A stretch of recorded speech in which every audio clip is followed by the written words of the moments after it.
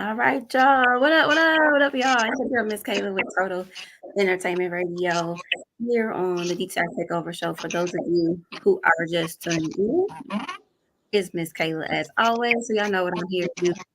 On Artists You Should Know. Artists You Should Know. Artists You Should Know is where we highlight some dope, talented, local, independent artists that we think you need to tap into. So without further ado, I have the pleasure of sitting with Malik X here. How you doing? I'm feeling good, man. How you? I am well. I am well. Welcome to the show. For sure. Um, Happy to be here. before, before we get into your music itself, let everyone know a little bit about yourself. I mean, shit, it's Malik X, man. The best rapper coming out of Cleveland, man. Self-explanatory. Oh, he said he the best rapper coming out of Cleveland. You know what I'm saying? Period. Check the resume. You feel me? Like, look up the hashtag. I am Malik X. You know what I'm saying? The work speak for itself. I like that. I like your confidence. Okay. So For sure. how did you even get into music? So I've been doing music this past summer in June. I've been doing it for 10 years. As far as like, taking it serious and like going to the studio and recording songs and things like that.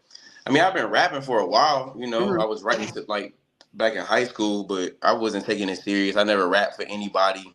Hmm. I literally like just kind of woke up and made a change in my life at 23. I'm like, yo, I'm about to try this rap shit like full time and just like, devote my time and my energy to it, and I've been doing it ever since.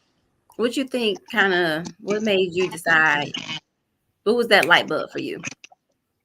It You was like, really it was really getting fired from this this job I had at the time. I was serving tables at the buffet at the Roxino casino out here in Cleveland and shit. okay.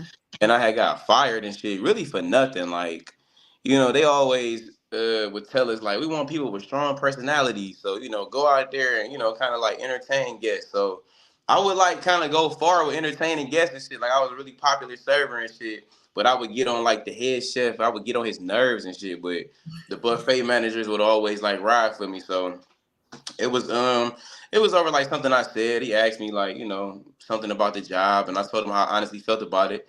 So, they suspended me for like 10 days. And over that 10-day period, I'm just like, damn, what I'm gonna really do with my life? I had worked a couple jobs and, I'm just paying bills and, taking care of my son at the time. He was like 2 years old at the time. And I'm like, what do I want to do for the rest of my life? Like, Yeah. I don't want to go to college. Like I'm passionate about music. Like I want to be an entertainer. Like I want to be a rapper. So that was kind of like the driving force. Plus I had my son at the time too, which was a big motivation to me. So yeah, that was like the fire that got up under me to like really take this shit serious. Yeah. Yeah. Okay. So who would you say, as far as famous rappers go, who would you Yeah. say you draw your inspiration from? Give me top three. Top three. I'm gonna have to say Nas. Okay. Like huge Nas fan. Like when Nas be like, name a rapper that I ain't influenced, I'll be like, damn, nigga, there's nothing I can say. Like I was definitely influenced by Nas. Was a big J. Cole fan. Okay. It's hard to be a J. Cole fan right now with how he just let niggas down and apologizing and all that shit. But I still fuck with Cole. And Currency. Okay. Okay. That's a decent lineup. Yeah. Why those three? I fuck with Currency. I'm a big stoner and shit, so naturally, like, I be drawn to the music and shit. I'm into like cars. I just like how he put his just everyday life and shit he be doing into rap form. Like, I always thought that was dope, and like his rollout, like he put out so much, like his output, like he put out a lot of music. You know what I'm saying? Like he always in the studio working, and I always admired that type of grind. As far as J Cole. Um, Kind of the same reasons. I like the Cole is just like himself. Like he never tried to be nothing else besides what he is. Just good at rapping, and I feel like he kind of opened up that lane for like niggas to just be who they are on the mic. Yeah. You don't gotta have some fake persona or rap about things that you don't really do. and shit Yeah. like that. And as far as Nas, it's like I don't know. I grew up on Nas. Like Nas Mhm. always was my favorite, and like everything Nas do is still to this day. Like I'm still like a huge fan. Probably only rapper that I'm still checking for is when Nas drops some shit. Still, That's dope. That's dope. yeah, Okay, okay. Now the reason that we're here is you. for sure. So you got a song called "Please Believe It." Yeah. Tell us what went behind "Please Believe It." So please believe it. I got a project out, album out called For the General Public, and that was like the first song that I got done in the process of recording the album. So I'm like, damn, this would be a dope ass single. You know what I'm saying? And heat shit up right now. I'm tied in with this company, this clothing brand, lifestyle car brand called Static Club out of North Carolina. And he was supposed to send me some promotional things to do some shit with, like a ski mask and like a rolling tray to create some content.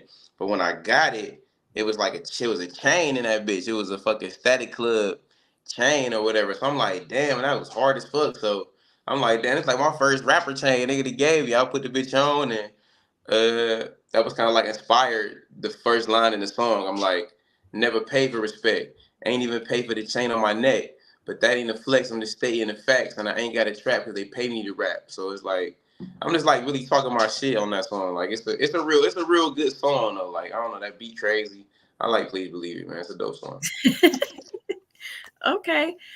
Now, what about Vendetta? Mm. So where y'all based at? Out in Detroit? Yep. Okay, so I've been taking little trips out to Detroit, really to go like get some weed and shit, go to dispensaries or whatever. But I might as well go on to the city, and I'll be trying to find like little open mics. Yeah. And I had been out there a couple times, like just doing like performances and shit, tapped in with a Mhm. couple artists or whatever. So when I heard that beat, it was like it kind of like made me feel like from Detroit. It was like that Detroit type energy on there.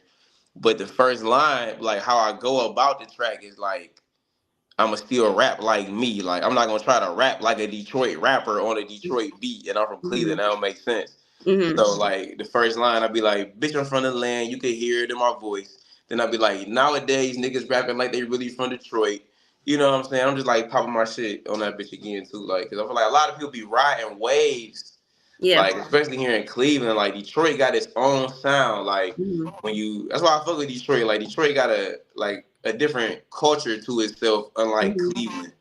Like it's like a Detroit sound and shit. Like there really is Unique. no Yeah. Cleveland sound, huh? I said it's pretty unique. Yeah, it is though. Like I like the shit up there. So like the beat, the production wise was like Detroit, but like I kept it Cleveland on that bitch. Yeah. Still got rep for the land though. I love Detroit though. I fuck with Detroit That's good. So, do you have any performances or anything coming up? though. Not currently at the moment.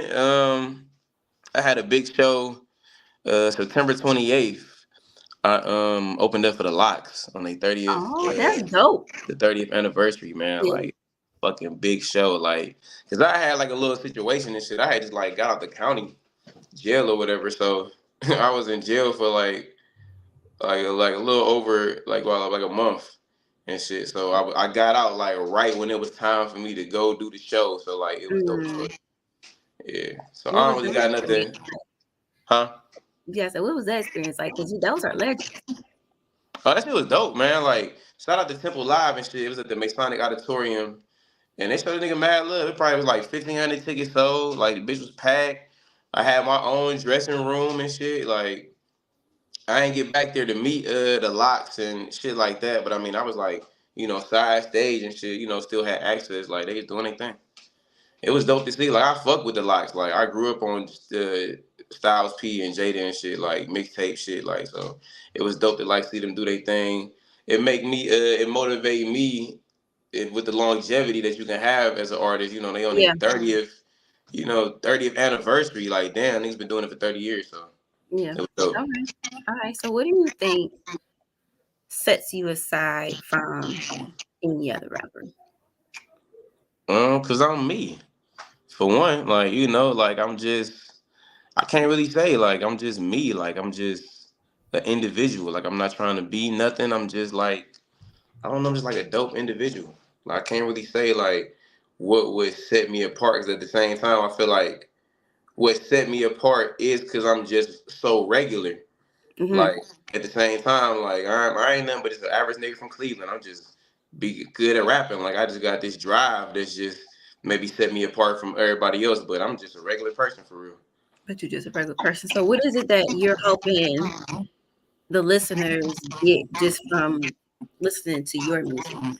I want them to get inspired to get on their grind, to get on their hustle, to pursue their dream, whatever it is. Like if you want to be a rapper, if you want to open up a restaurant, if you want to do lashes, nails, like my shit is inspirational and motivational. I take things that happen in my real life that's relatable to average people, and I package it up in a dope way where people can vibe to it and fuck with it, because it's like this shit niggas be going through.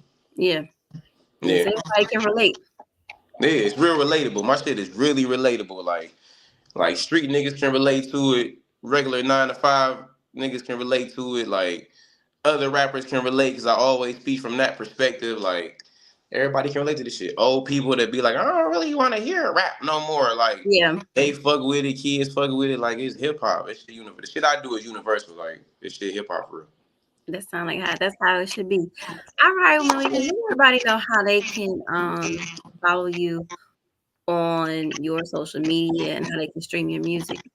You can follow me on Instagram at I am Malik X. That's IAMMALIK letter X.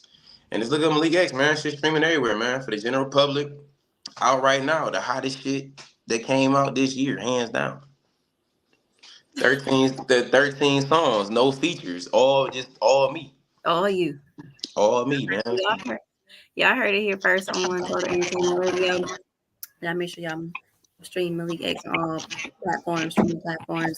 Continue to Happy. follow Entertainment Radio. Follow us on Facebook at Total Entertainment Radio, on Instagram at The Total ENT Experience. And go to our website, www.totalentradio.com. Hit that TV radio button.